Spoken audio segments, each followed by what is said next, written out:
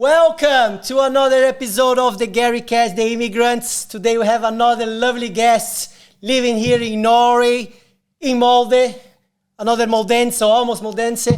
In a matter of fact, he's from Netherlands. I'm going to present you guys very soon him. If your first time here, and it's nice I can explain that to you as well. In those episodes, what I do, my name is Tomas do Prado Coelho. I'm from Brazil. So I bring people who is living currently in Molde, and I interview them to talk about their lifestyle and the reasons they move to Norway. So I bring immigrants in, and we discussed about how is immigrant life basically here in Norway, and the challenge, the good part, the downsides, and things like that. And we're gonna go through your history, know a little bit better about you, and feel free to share anything you want. The first thing I like to do, this is not sponsored, but this is a ticket from Molde. It's something I'm doing now for all the guests. Thank you. Welcome. You can use it for your family, one of your kids. Take a family trip to Molde. It's the place I'm working. They are not sponsoring us yet, but that could be an idea. If my boss is seeing these podcasts, you'll be very welcome to have more tickets and bring more people to those episodes.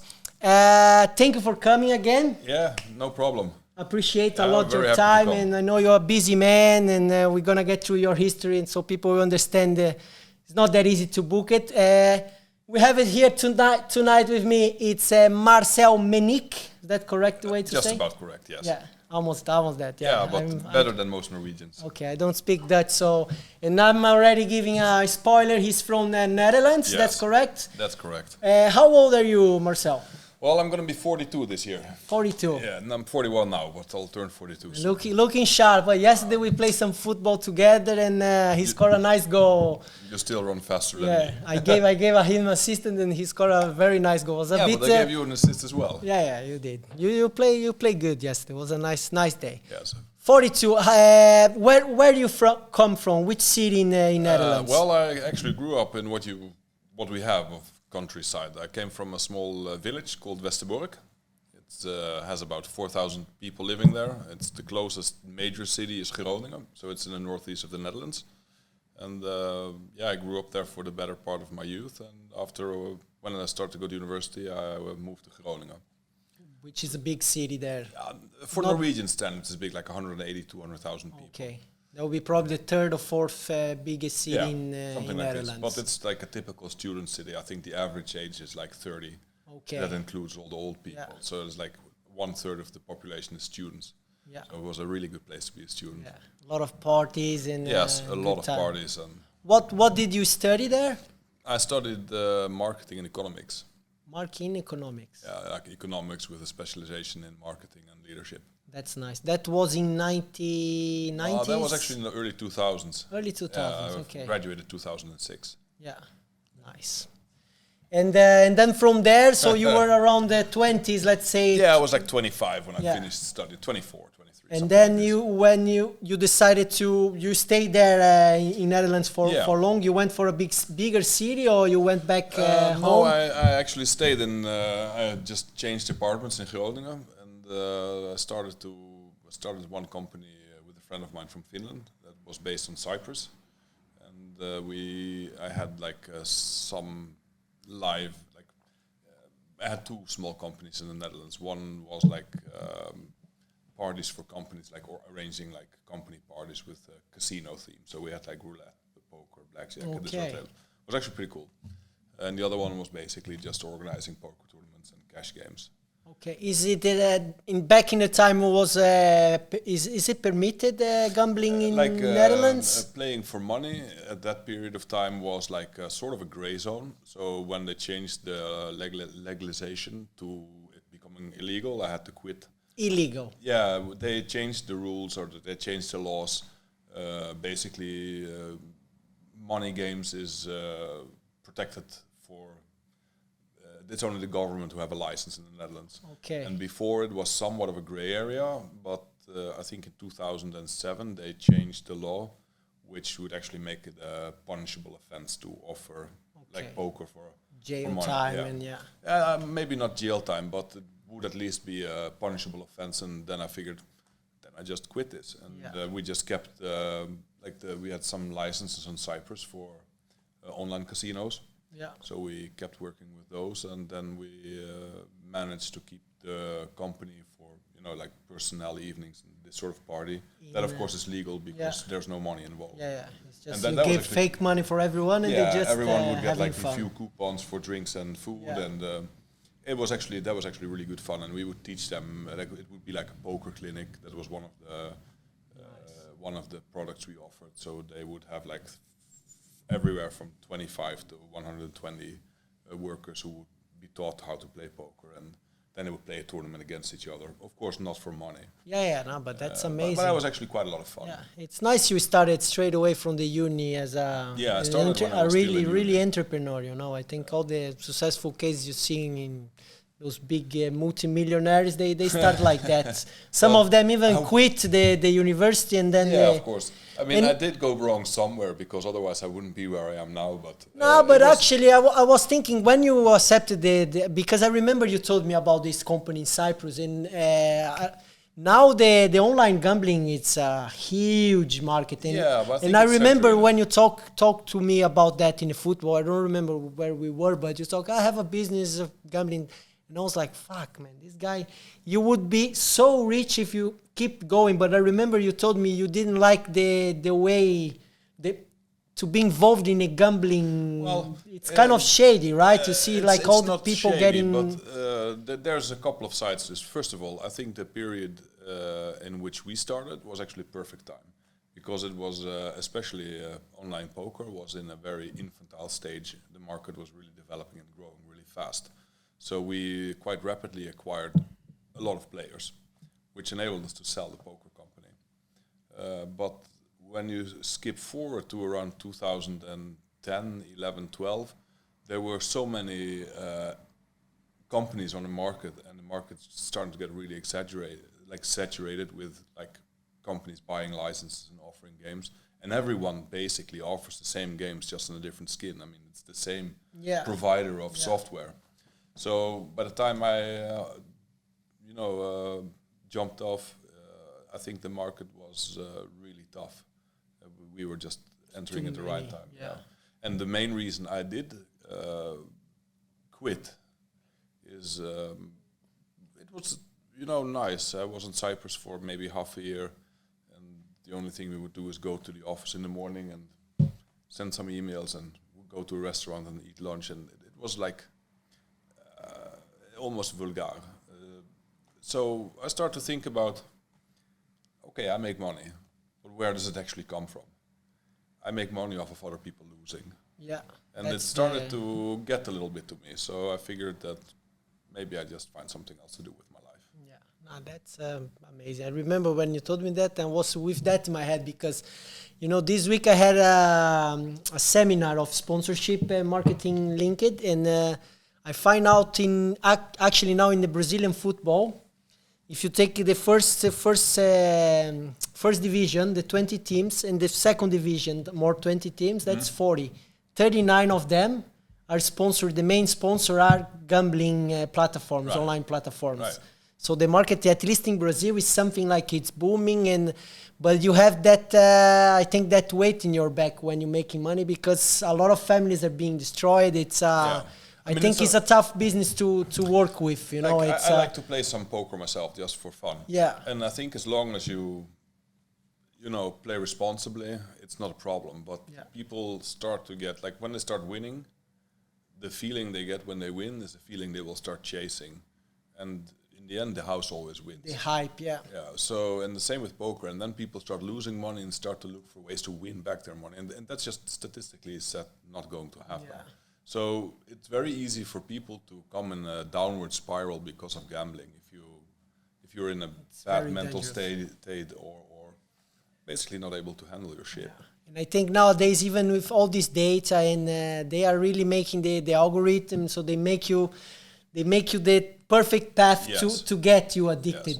So they will let you win for a while when you're a newcomer in the app or something, and then they know exactly the way when they can turn things over, and that's when you start to lose it, and you cannot leave it anymore. The software you're a customer to is basically just giving about 90 or 92% of the money coming in goes back out. So you just know that, okay, maybe you can win something today, lose something tomorrow, but if you play 100 years, you will lose 8% of your money, period. Yeah. So, but some people choose to, I mean, and that's if you would play flat, every time bet the same thing, same game, all the time. But people have a tendency that when they win, they want to gamble a little bit bigger because they can win more. Yeah. And if they lose, they will play bigger also to win back the money they lost. There's this rule: when you lose, you have to double it and then keep doubling. Well, I mean, like in blackjack, for example. I played a lot of blackjack when I was in college. Then I played just by counting the cards, just +1, -1, +1, -1. Yeah. And you actually can keep a score on this. As long as the dealer is dealing from a shoe, then you know, okay, there's about 1/3 of the deck left. I have a +3 score. Then I need to increase my bets. And then you actually can take an edge on the house. And it works. Yeah. But you can lose a lot of money in a short time. It's statistically. Yeah. So it was all about the number of hands or games you play. But if you play against a casino games online, just don't do it. You're going to lose your money. Yeah. I have a friend in Brazil. He did the whole university in financing, and he was paying, and he played for 4 years. He paid the whole university, which was very expensive, just playing poker. Yeah. And he worked 8 hours a day. Right. With 10 to 20 tables open at the same time, and he would make the statistically account straight. You know, he had all the numbers, and he was exactly. But the thing is, poker is not a gambling game; it's a skill game. Yeah. Like, okay, you need luck from hand to hand, but as long as you're better than your opponent, you will in the end win. Yeah. I have a friend who does the same thing. He doesn't play high stakes; he plays like 50 cents, €1. But he plays like 10 tables at the same time, and he's like, okay, if I win 20 big blinds an hour on average, I have a good salary. Yeah. And he does, because they are having this approach to the game, which is unemotional and very calculating. Yeah. And they keep statistics on their opponents and track everything online.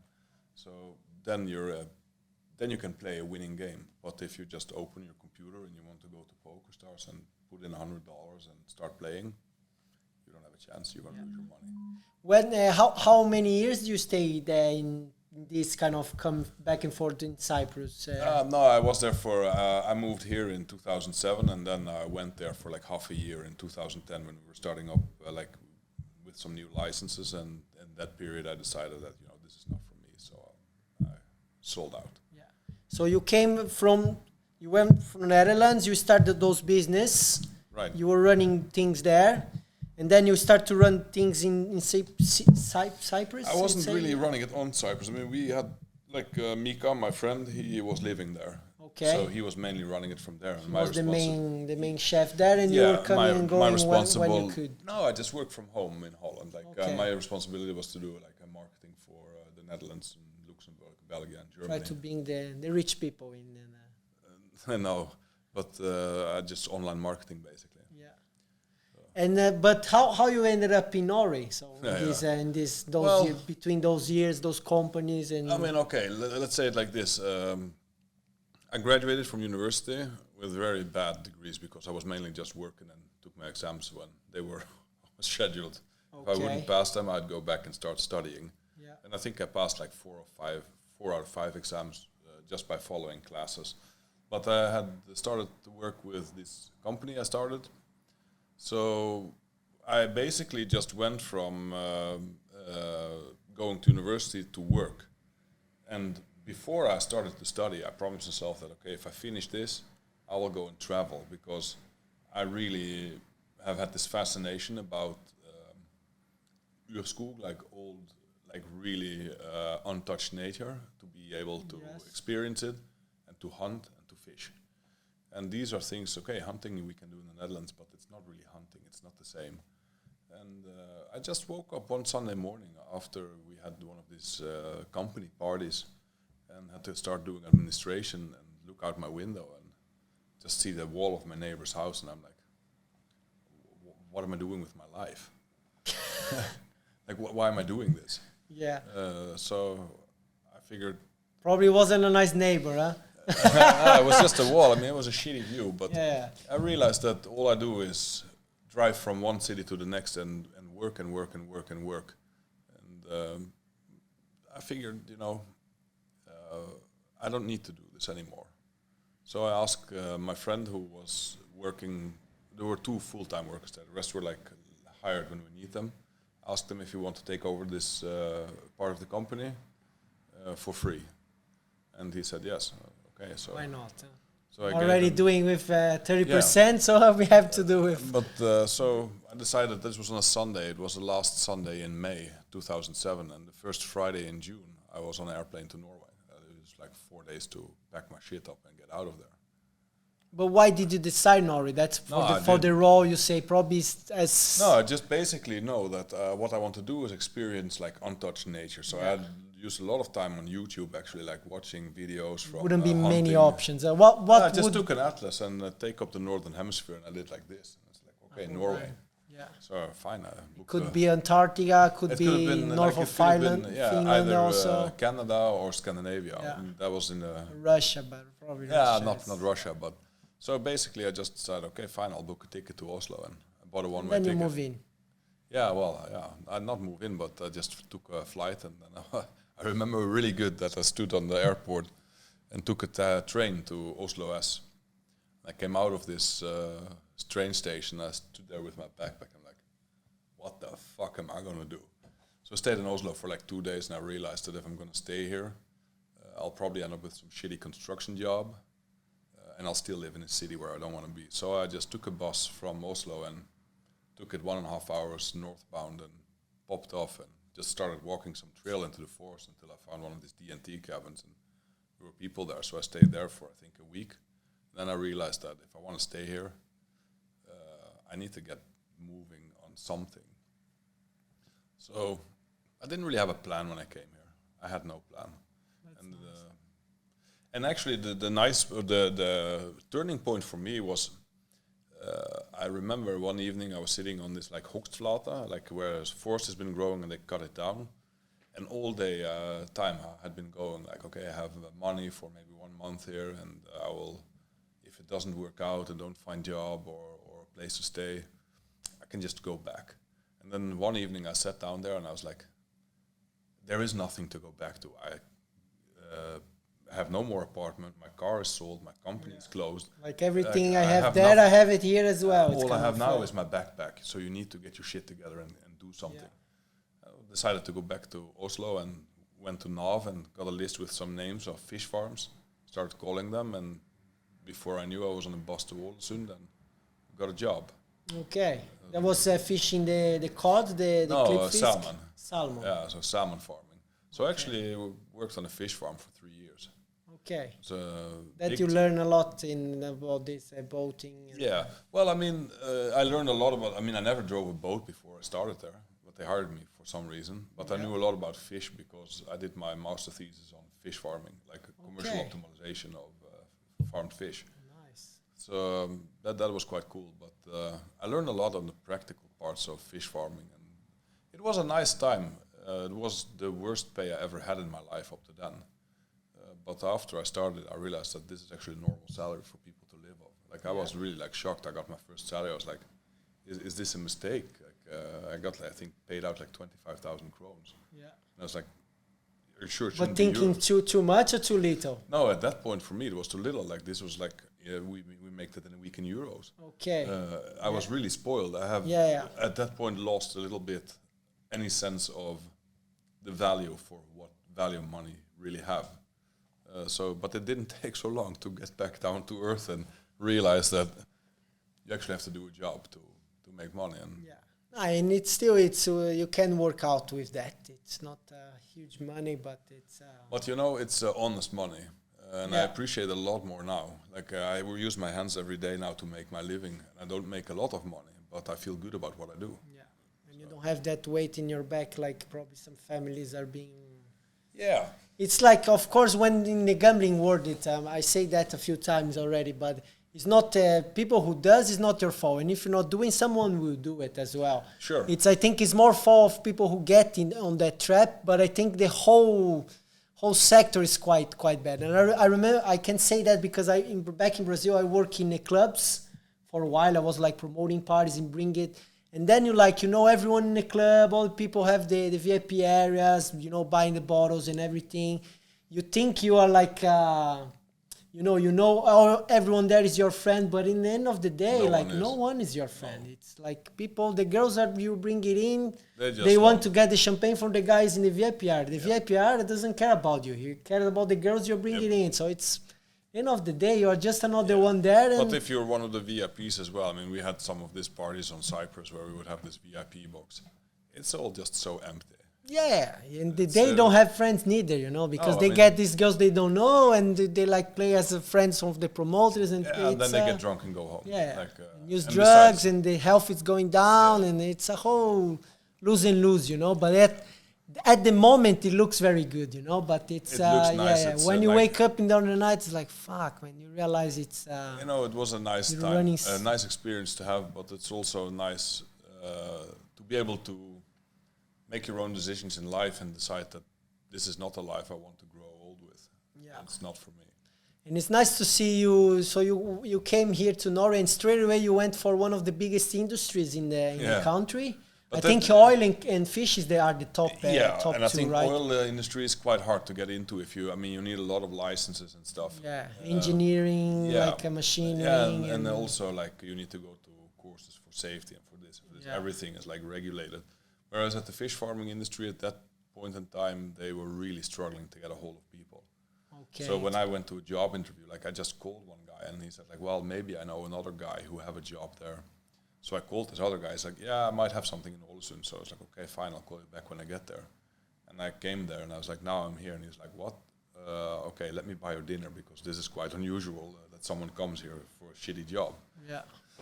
So I was okay, fine, we eat dinner and I go to a job interview the day afterwards, and they were like, have you ever driven a boat before? I was like, no, I haven't.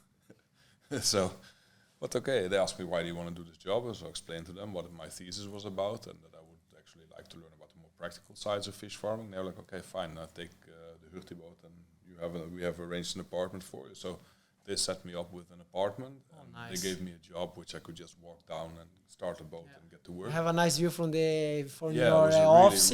Really nice. You're driving on the ocean and all the nature. So they gave me a lot. They gave me really the opportunity to turn my life 180 degrees around. Yeah. Because if I wouldn't have gotten that job, then probably I would have found something else in Oslo in construction. And the company that gave me a job, they taught me a lot about everything I know about boating. I learned from them. They taught me about the practical fish farming. They gave me the opportunity to work independent. They gave me the opportunity to start a new life, which is like the complete opposite of the life I had led up till then. Yeah. So I'm really thankful for getting this opportunity, even though the job itself would have a lot of routines, and I'm not a guy that likes routines. But I stayed there for 3 years, and I'm still really thankful that they gave me this job. Yeah. Are they still in the industry? Because it's Ålesund is, for the people who doesn't know, we are in Molde. In Ålesund, it's like 1 hour and a half driving. Yeah, about. With the ferry, you take a long ferry, and then you have like 40 minutes drive. So it's not very far, and by ocean probably it's even quicker. Yeah. They are still in the industry. Now are you guys because we're gonna get for your actual job very soon, but are you guys now like competitors? No, they farm fish. I catch it. Okay, I go so it's a different line of completely different type of havbruk. But they still doing the same thing. It's actually the company is one of the biggest in the world. It's moving. Okay. The site where I worked is still there, and the people that I worked with are still working there, and I still talk to them on Facebook. Okay. So it's so good. That's nice. So from there, you never left Norway. Of course, you probably go back and you travel around, and you went back. Your family still in Netherlands? You have family in Netherlands? Yeah, I have one half brother and my father live in the Netherlands. Okay, so sometimes you go there and visit them. I was there this summer. We were there for like 2 weeks. Do they come here in Norway? Yeah, they do. That's actually quite nice. Like my dad usually comes with like either Christmas or birthday for kids. So he's after Corona started, he's not been here so much, but before that he would come like 2-3 times a year. That's good. So because it's quite short flight. Like from Ålesund, you fly to Amsterdam within like 2 hours. Yeah. So you can almost take like a weekend trip. Yeah. This like for me, for my family in Brazil, I don't have that. Yeah, that's privilege. A bit different. It's like what 14-16 hours travel, I guess. It will be, and you have to do some changes, and they speak the language is quite tricky. I know Dutch and Norwegian is not it's not very similar. Maybe it is, right? It's I don't think the people, my family, they don't understand Norwegian. okay. It's Just the it's like that's but then I think from Germany up everything sounds like no.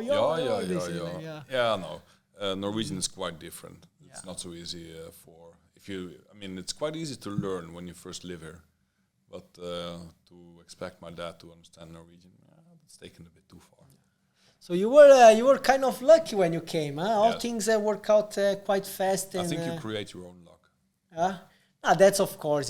I think if you are open and willing and like you did, maybe we can have a conversation, and then you show up there and it's like, man, this guy, it's for real. I think your boss was like, man, this is the kind of a guy I need in my boat. And but it's I think really that this is one thing I learned by the hard way, because it was actually emotionally really tough to be in a forest here in Norway, even though I wanted to be there, and realizing that all I have left is what I have in my backpack. I have to start with shit. And actually being able to do that makes you realize that for the first, you actually can do it. Whenever you need to, you can leave all shit behind and start something new somewhere else on the other side of the world. Because I believe firmly that if you make a decision to accomplish something, there is no luck. There can be luck, but it is not just thrown your way. You have to force it. Be persistent in what you want to do. If you ask for things, you will get it. And of course, you have to pay back by proving that you are actually worthy of getting this chance. So I had to do a job which wasn't always fun for 3 years. But I got the opportunity, and I got the life I wanted because someone put their belief in me. So you need to take initiative and believe in your own power to accomplish whatever you want. You don't need to make big goals in life, but I wanted a different life than I had. And I chose to take it. And now I've gotten it. Yeah, you did. That's nice. And then from there, after 3 years, did you move? That's when you moved to Molde? Yeah, actually. Why did you came here? So when because Ålesund is quite nice city. Yeah, but I wasn't living in Ålesund. I was living on GUERICAST. It's one of the islands. Yeah, there, it's like one of the islands. Fishy islands. Yeah.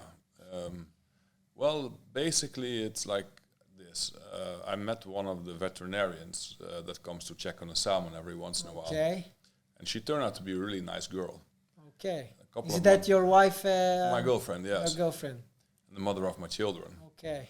So I realized that I kind of liked this girl, and we started dating a little bit. She lived in Ålesund, and after a while she said that, okay, she's not really feeling the salmon stuff anymore because it's the same job all the time.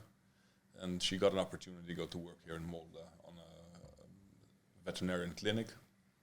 So we decided that, okay, fine, we'll move together because like 2.5 hours drive to keep this relationship alive it would be too much. And I was kind of finished with this island. I'd lived there for 3 years, 5 years actually, and realized that it's nice, but I need to change something in my environment. So we moved together here in 2012. Nice. To give people more perspective, so Ålesund is a very nice city as well. They have a university, so you have kind of a nightlife and everything.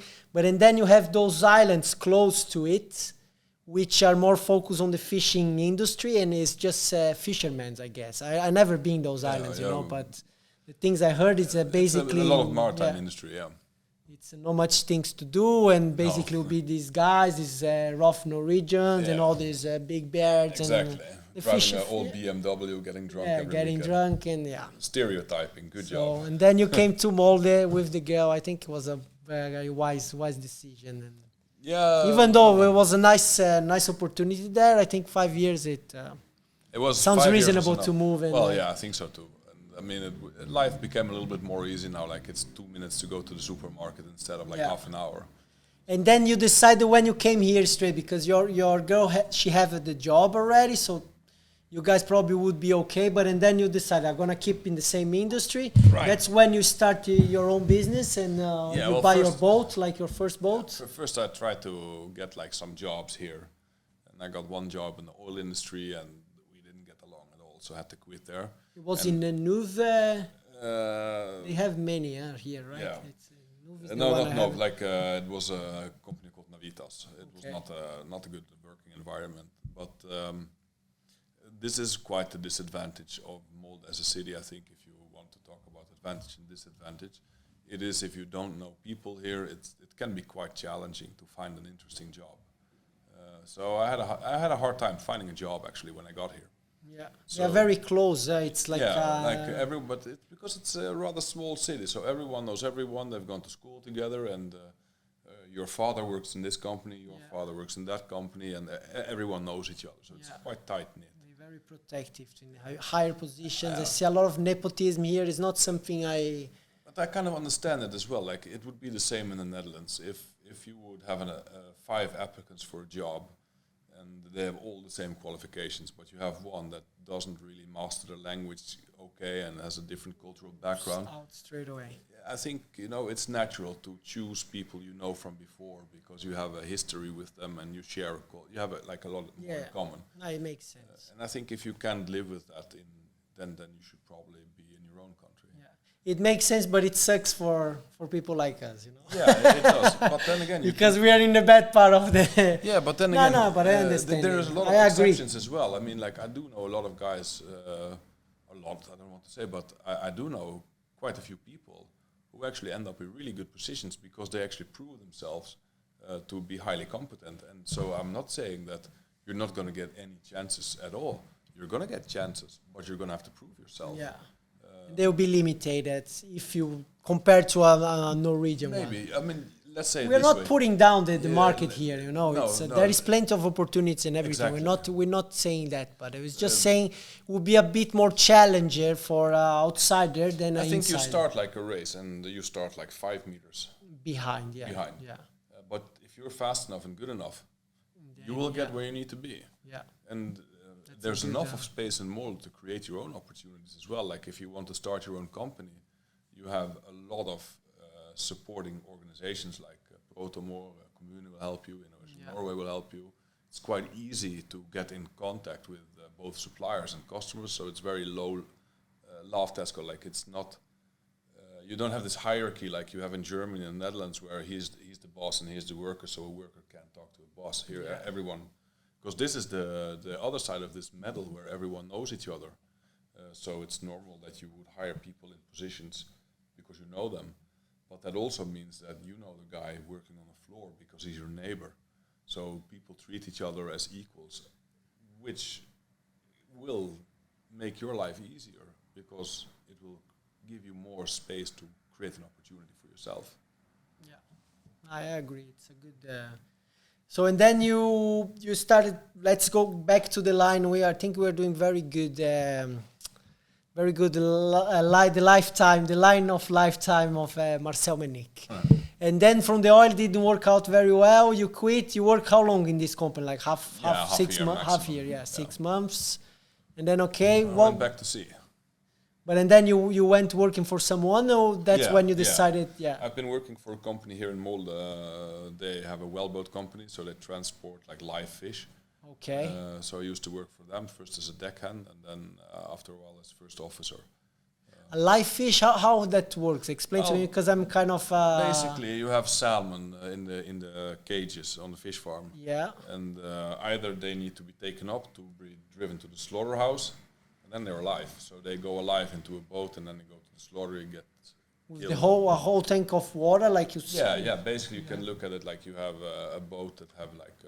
We had small boats, so 150 cubic of water goes inside, and we add oxygen continuously. We monitor oxygen levels and create a flow, and then you put fish inside and just keep it alive and drive it. So, because otherwise, if the fish die on the way, it's bad for the meat. And but we didn't transport salmon. We transported like lump suckers, basically fish that eat parasite from salmon, so they keep the salmon clean. So like really small fish. Okay. We would maybe transport like 100,000 at a time. It was quite. You worked for a while for those guys? Yeah, I worked there for a couple of years now, and learned quite a lot actually about cleaning fish. And everything. All this is It was a nice time. I got some licenses that I didn't have before, and I got a lot of experience, like sailing the coast from here until basically the Russian border. Yeah. So I've been up and down the coast quite a few times. So you get to know a lot of people along the way, and you get to actually learn the lines of the coast. So that when I navigate with my own boat now, it looks a little bit familiar. Yeah. And it's like a captain, a boat captain like you. You haven't seen a lot of. You got probably in a lot of big storms and stuff. Or there's like nowadays, if you just see the forecast, it's like, nah, today I'm I not wasn't out. the captain, It's first of all, first officer. So like you have the captain and first officer. okay. Are you a first officer right now? No, now I'm captain. You're the captain. You Okay. can't say captain on a small boat like mine. It's just it's not really. It's a But small, like your license, you can drive big boats. yeah, big Not and like big, cruise boats, but you can. I think I have a limitation up on 500 tons, so it's the third smallest license you can have. So it's like you can drive a boat maybe 50 meters. That's it. Okay. Yeah. But have you seen a lot of those whales and We saw some actually last, I think 3 weeks ago. killer whales? Oh no, those I've seen quite a lot. Yes. Yeah, those ones. I sometimes I take the paddle out here, and I know they don't come often here in the fjord, but I saw one last year. I on wish Kuita. so much to. For me, it's my probably they can kill me. I'm 100% sure they can do easy. that in a second. If you have a paddle board or a Yeah, kayak, they will be no curious. problem. They might to But come they and won't be see it, interested and in this. yeah. They will be interested to play with it and find out what it actually is. But I don't think they will be interested in eating. Yeah, because have you seen nowadays it's happening a lot of attacks in Yes. Mediterranean Sea, Yes, and I've seen it. Like they are attacking the Yes. boats. They are pissed off. I think it's because they suspect that one of them has been like hurt by a propeller or like a rudder. yeah, and now they are kind of this. Now this female is teaching the others in the pod how to take the rudder and break it. Yeah, So they're attacking boats. It's quite bad. But actually, in the wintertime, you have quite a lot of killer whales. Like especially, I think in 2021, I was driving from here until Harstad. Then first we saw them here on Hustadvika. Actually saw them in Julesund, which is out here and then to the right. It's not far from here. And then we saw them actually all the way up the coast. Like it was like almost daily. But last year in the summertime, actually, and I told my wife, and she won't believe me, I was fishing here. You know this island Tautra? Yes. I was standing there cleaning fish, and a lot of birds are around the boat all the time. Yeah. And all of a sudden, I hear like this, almost like all the birds at the same time, like get out of the water, and it becomes silent. I was like, I look up, and I look at behind me, and there comes his head out of the water, looks up, and just slides back down. Gone. Vertical. Yeah, he just put his head up, and I could see him straight in his eye. Wow. I was like, "Don't kill me." Like, and I go home and I tell my wife, and she's like, "Yeah, sure. Wow. There is no killer whales." I was like, "What the fuck is this?" No, I heard that they were around here, and they come in. I think in October is usually This was around season. Yeah. It was around October. There's some change in the temperature or something. That's why. Yeah, I think they follow after the fish in. Like now, starting to come in some small herring, and then the coalfish will follow after, and then of course whatever eats the coalfish comes after them again. Yeah. So And like what about the white ones? What's the name of these the white whales? They're usually in the Black Sea, and they like. you mean the one that the Russians use? Yeah, the round. It looks like a dolphin, but it's a whale. Yeah. Maybe the it's one a we have in the one that's been in the newspaper, like this white whale, like going around. I think they come here as well. I don't know what their name is, but I don't think they are native to Norway. No, I think they're more Black Sea. Yeah, I think so. But the Russians apparently have been using them to spy or something like this. They've been training them. Like this whale that came to Norway was actually trained, and he had like this collar around him when they first saw him. Man, these Russian people, it's crazy. Yeah. So and then when you decided to buy your own boats, you got to like, did you get tired to work for people and say maybe I want to decide it myself both yes and no. Well, let's put it this way: like this job I had with transporting live fish, it would be a lot of work during the spring, summer, and fall, but nothing in the winter time because there is no parasites growing on the salmon, so people don't really tend to put out cleaner fish at that time. So the boat would be tied up, and we would just be sitting inside this boat waiting for the winter to go away.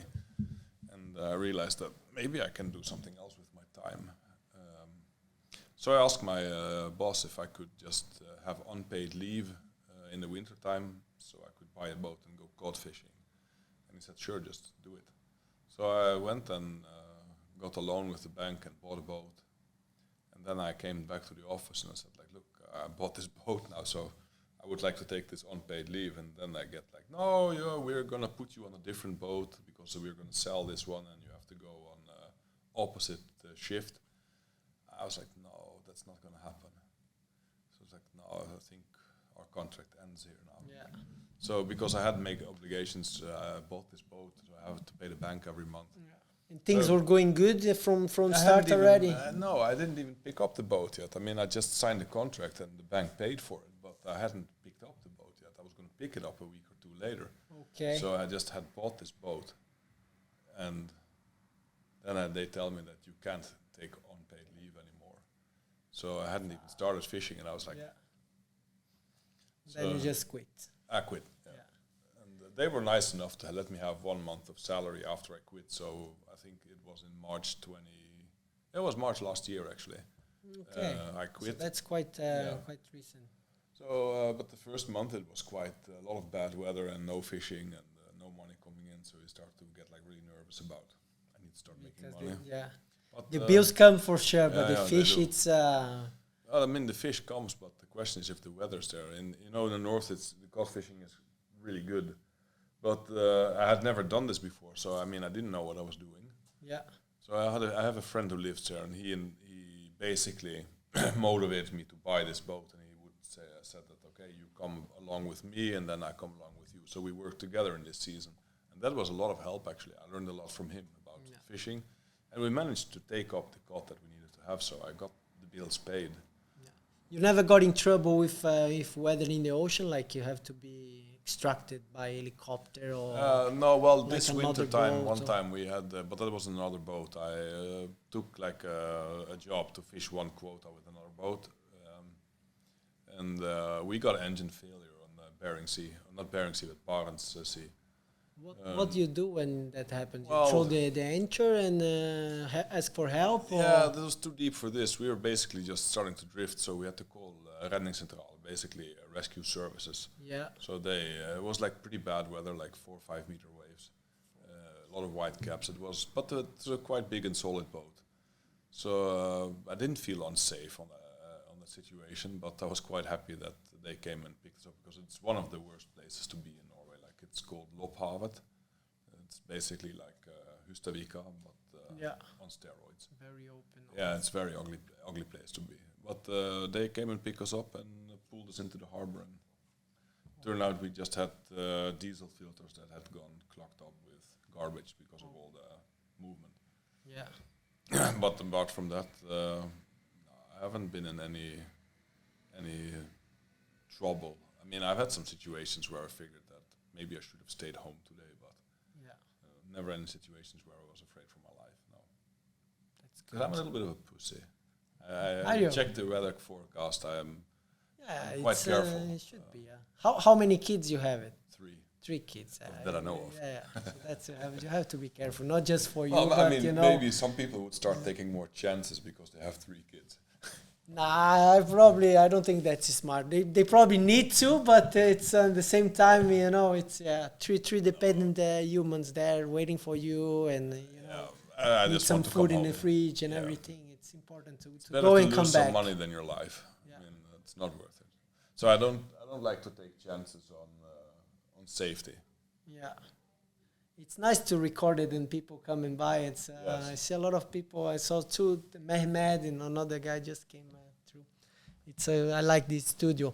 I didn't say that before, but we gave a little pause now. I would like to say thank you and I appreciate so much to the Molde Commune and the people who work to the InnbyggerLabben here, which is the studio we are recording. Today we have a new scenario. Because usually we recorded in that corner there, but I think here it's much nicer. You have the logo and everything's going well.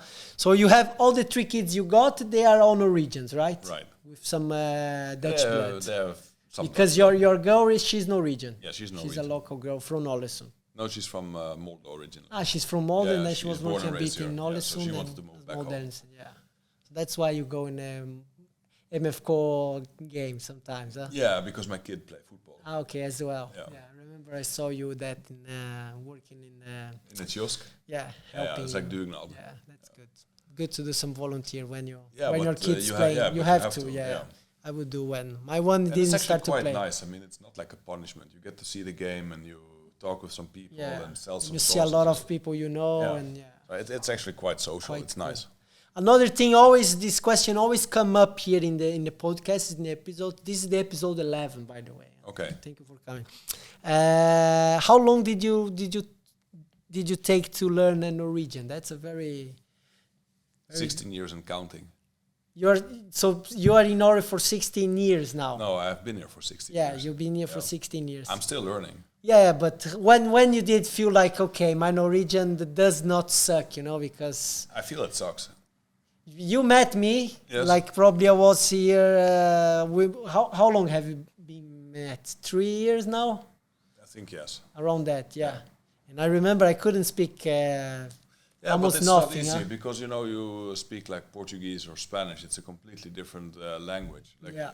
I can like the use of tones is different.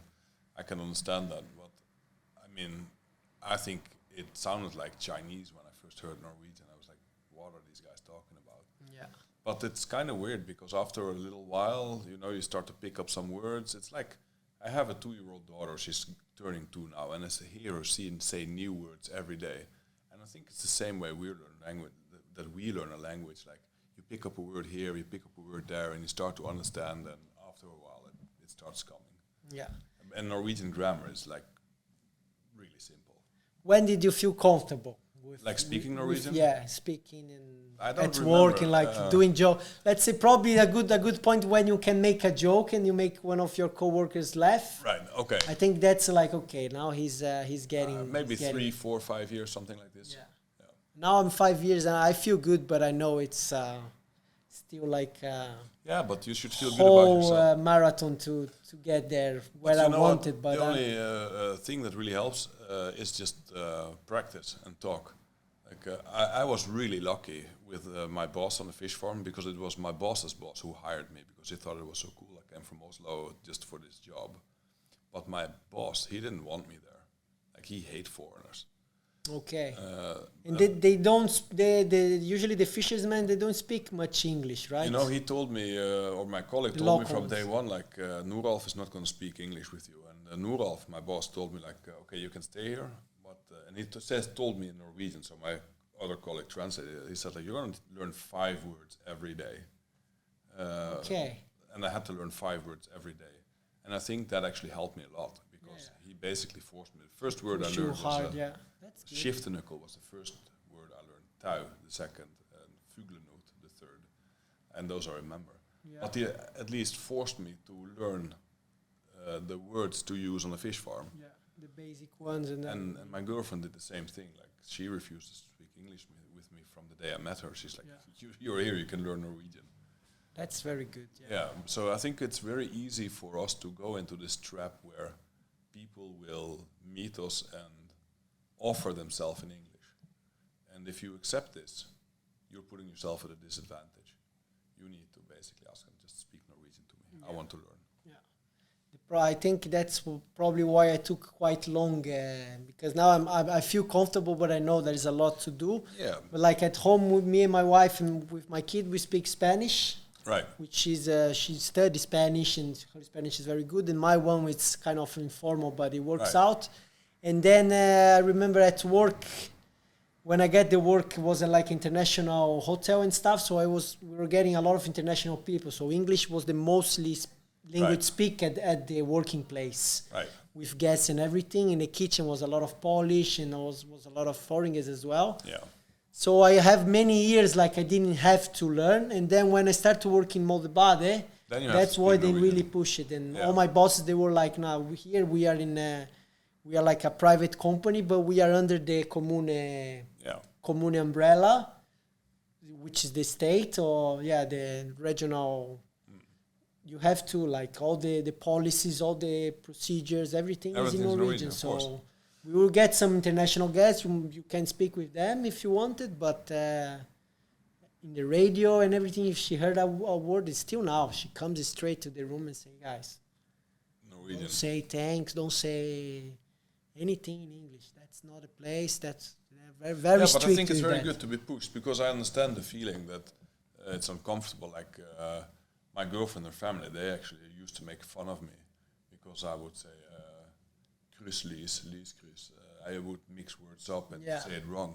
They would laugh about it, and you know, it actually is quite laughable. But when you're learning a language, it feels kind of embarrassing to, you know, start practicing. And then now we see the kid. I have a kid as well. He's 2.5, and then when he start to correct you, yes, like was this the blinke? I was like blinke. I was like ishe blinke, blunke. Yeah. I was like, fuck, man. My kid is correcting me already. That must hurt. But it's it's good for you because you know you will realize after a while that no one looks at you and thinks you fucking idiot. You can't speak. No. Everyone just wants to. You know, people have a good time about it, and you learn. So there's no negativity in that for my being. Yeah. Even though, I mean, even now I'm being made fun of. Like with Christmas, it's always the same jokes. Like, remember you said rørboo instead of roebu or kruslies. Yeah. You know, I mixes things up, and it's like a family joke, so it's okay. Yeah. And I think it's very important when you hear, like when you're an immigrant here or anywhere you are, and you are outside, it is important to show you wanted to learn. I think to show like some effort, like you really wanted to get this. I think that's when you really gain people's trust, and people like, okay, this guy, he probably is not there, but he wants to improve, and it shows a lot of respect to the local culture. And I think it does. At the same time, what I think is maybe equally important is that, you know, you have to realize that we are from different cultures, and for me it's maybe less of a distance than for you from South America. Like, there must be huge cultural differences in the way people behave, talk with each other, etc. Yes. So I think it's important to adapt to the country or culture where you're at, but you should not forget who you are. You should be yourself in your own identity and your own culture. You have your own cultural background, and you need to. I feel very strongly because, you know, I like to say things as I think them, and that's not always people don't always like that. And I think Norwegians in general are very careful in choosing their words, and they're very gentle. I am not like that, and that will, you know, burn a bridge before you even looked at it. Like, it gets you in trouble. So I realize this, so I try a little bit to adapt, but at the same time, I don't want to tell myself I'm someone that I'm not. So you need to find some balance in there, like adapting to a new culture, but also taking care of who you actually are and want to be. So that's I think the trickiest part. That for me, it has been the trickiest part to you know, sometimes just think like, well, I don't have to say something. I can, but I don't have to. So let's not. That's good. A few more questions before we finish. That's another question I do for every guest. It's when you travel away to Norway, what is the thing you missed mostly? When I go away from Norway? Yeah, when you go to Netherlands or anywhere you go. If you go to south of Europe in a summer trip to on a day-to-day basis. Yeah, let's say you take a whole month away, and then I will miss the ocean. The ocean. Yeah. Even if you have an ocean where you are, it's not the same. The Norwegian it's ocean. Not the same. You take a lot of. I'll miss my job, so to say. I miss being out on the sea and putting nets in the boat. I'll miss that, and I'll miss my family, of course. Do you swim a lot in the ocean? No. I don't. If I don't have to, I won't. I do it in the summertime. We have a holiday house in Hardanger. My father-in-law was born and raised there, and he took over his parents' house, and we use it as a holiday house now. Okay. The cottage. Yeah. Well, it's actually a normal house, but it's really a nice place. So it's like really this postcard idyllic place. So it's really nice for the kids. We go there, and they can go down to the beach and look for crabs. So it's a nice tradition. But the water there gets really warm in the summertime, so that's the only place in Norway I voluntarily swim. It's like 24, 25 degrees in the water. Yeah. So then I can swim. Another question I always do to the guests here at the GUERICAST, the immigrants, is which tip what would you say for someone? Imagine like a friend, the son of your friend is going to India to live there, or he met a girl from Chile and he wants to live in Chile, what's the tip, as you say, as a well-succeeded immigrant? We could say I think we all could say we are, because we are having life, creating family, acquiring things and enjoying life. Right. We are successful immigrants, we could say that. I think so. Maybe not, but yeah. I believe so. I believe I'm a successful immigrant, and you're the another one who also, I think I like the history, and it's very interesting to interview people. Which tip would you give for someone, for youngest who is going out to and pretend to immigrate and move his life? What's the main tip, and say, what would you say to him in 1 minute or 2 minutes or some words? It's up to you. I would say adapt, be flexible with your goals and expectations, and don't forget who you are. That's it. Yeah, that's very nice. I heard I think was the Chilean guy. He told me, be like water, like the Lee, the Kung Fu guy. What's his name? Lee. Bruce Lee. Bruce Lee, yeah. Be like water, like adapt. Then there was kind of a similar line than your, and this thing about don't forget who you are, it's very interesting, because I think there is a limit. You should adapt, of course, and show respect, and don't be that straightforward, but at the same time you cannot forget who you are, otherwise you're going to be... If you forget who you are, you're going to be pushing the sides, and... you're going to find yourself in trouble with yourself. Yeah. Because you can try to fake it until you make it, but you will be someone you're not. Yeah. You're going to be living a lie, and you need to find... everyone has strengths and weaknesses. As long as... I know what my weaknesses are. I'm very impatient. I can be very angry very easily. This is who I am.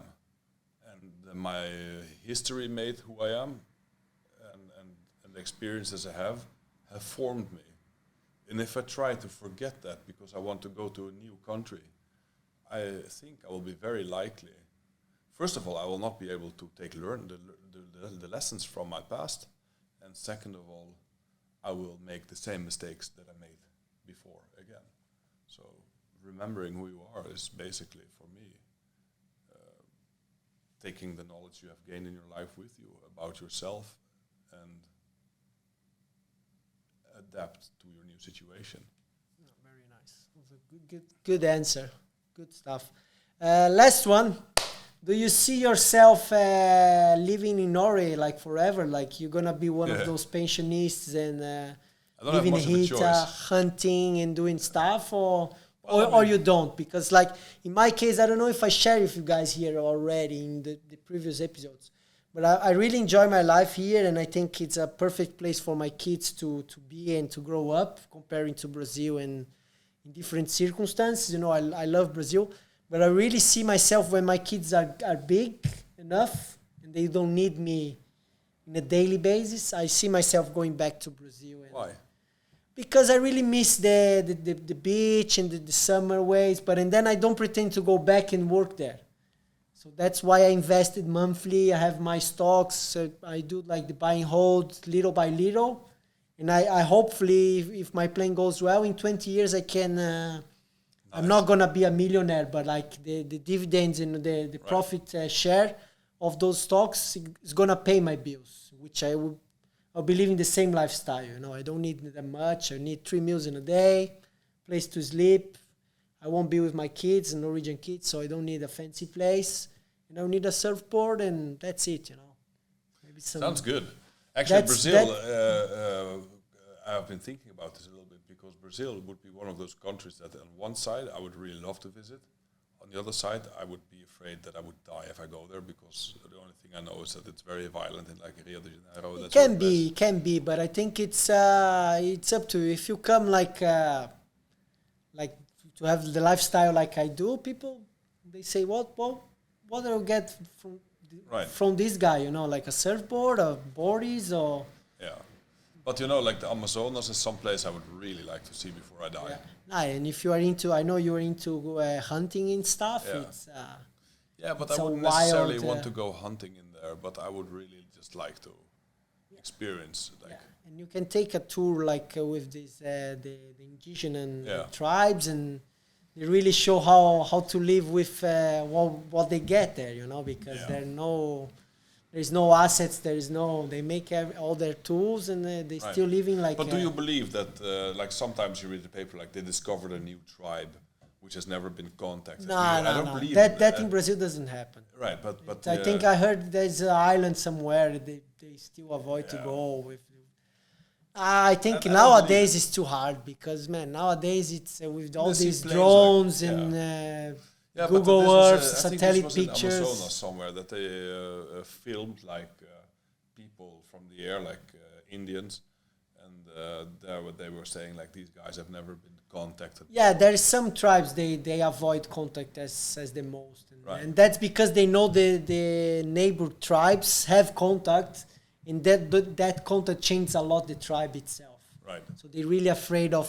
So they're But really protective. They're still unaware that there is actually like huge cities. They know, They probably, they know. they could have a gun But instead of imagine, the archery. Yeah, And imagine the lifestyle they live.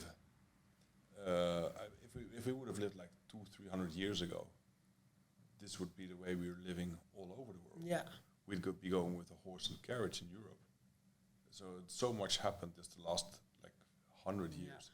That now sometimes I it's, think that maybe I was born in the wrong age. probably from your perspective, and you're willing to leave this role, it's getting lower and lower. Those zones you would be. They're You disappearing. be your dream place. They are getting smaller and smaller. You know, it's people. It's devastating and taking over and buying properties and doing stuff, and it's very. But to answer your question, I don't see myself going anywhere. That was your question. Okay, so you can see yourself as a pensionist here. I can see myself as a pensioner, but I do have kids here, and they are my main motivation to be a better person. Yeah. So I'm not going to be able to move away from them. That's not going to happen. Yeah.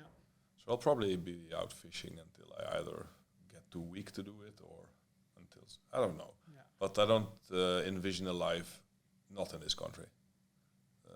The Netherlands doesn't have all that much to offer for me, except for like my family, which gets smaller and smaller because people get old.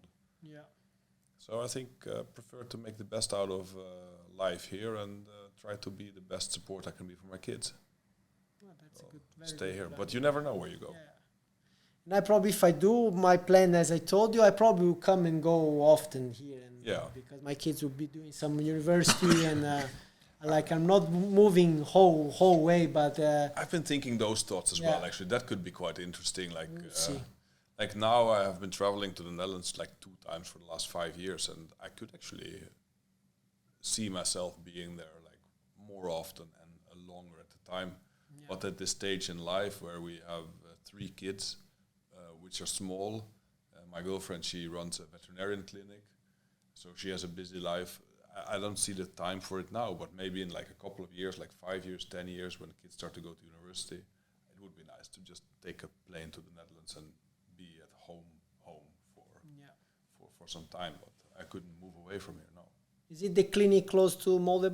No, it's on the backside here, on the Fabrieksweg.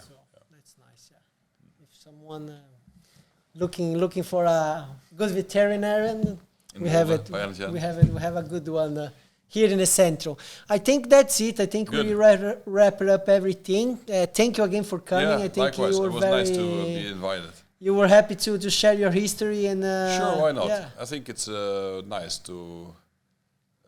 I don't know. I don't feel the need to be in some spotlights, but it's nice to have a conversation with you. Yeah, and it was nice to meet you a bit deeper. I love to bring people I already know, because I know you guys so little, and then when you come here and you have like an hour to share histories and your background and things like that, it's very nice to meet you a bit deeper. And thank you. I appreciate a lot to share. Enjoy the swimming in Molde. I will. I put a ticket in here. Yeah. Maybe go and have some fun. I will. I hope when you come with the family, I will be there, and see you next time. Yeah, I'll see you on Tuesday. Thank you, guys. Like, subscribe, and leave your comment. What do you think about Marcel history? And I see you guys very soon. Ciao. Amazing. That was good. Go for it. If you want some more water, man, I think.